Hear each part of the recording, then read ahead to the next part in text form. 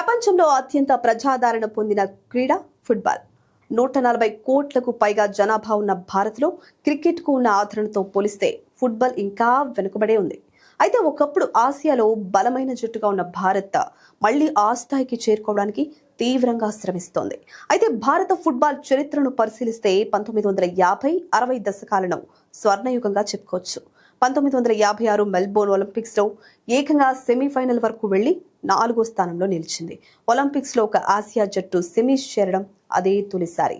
కానీ ఆ తరువాత నిధుల కొరత, క్రికెట్ ప్రపంచం సరైన పాలన లేకపోవడంతో భారత ఫుట్బాల్ నెమ్మదిగా వెనుకపడింది.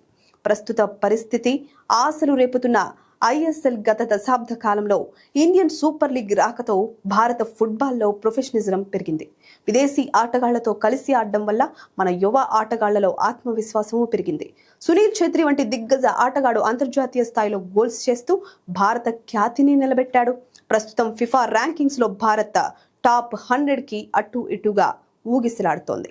కానీ ప్రపంచ కప్ అర్హత సాధించాలంటే పటిష్టమైన ప్రణాళిక, అంతర్జాతీయ స్థాయి మౌలిక సదుపాయాలు చాలా అవసరం. ప్రపంచ కప్ ఆడే దేశాల్లో పిల్లలు 5-6 ఏళ్ల వయసు నుంచే ప్రొఫెషనల్ శిక్షణ పొందుతారు. భారత్లో ఇది 17 ఏళ్లకు మొదలవుతోంది.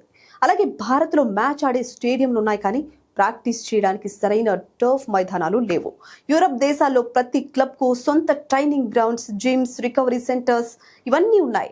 మన దగ్గర కూడా క్లబ్ స్థాయిలో ఇలాంటి వసతులు పెరగాలి. ప్రస్తుతం మన లీగ్స్ ఐఎస్ఎల్, ఐ లీగ్ కేవలం 6-7 నెలలు మాత్రమే జరుగుతున్నాయి. అగ్రశ్రేణి దేశాల్లో ఆటగాళ్లు ఏడాదికి 40 నుంచి 50 మ్యాచ్లు ఆడతారు. ఇక మన ఆటగాళ్లకు ఎక్కువ మ్యాచ్ ప్రాక్టీస్ దొరకాలి. అలాగే ప్రమోషన్, రెలిగేషన్ పద్ధతిని పగడ్బందీగా అమలు చేయాలి. అయితే మన అఖిల భారత ఫుట్బాల్ సమాఖ్య విజన్ 2047 పేరుతో ఒక రోడ్ మ్యాప్ ను రూపొందించింది. ఇందులో భాగంగా 2047 నాటికి ఆసియాలో టాప్ 4 జట్టుగా ఎదగాలని లక్ష్యంగా పెట్టుకుంది. అయితే వచ్చే 2026 ఫిఫా ప్రపంచ కప్ లో ఆసియాకు స్లాట్లు పెరిగాయి.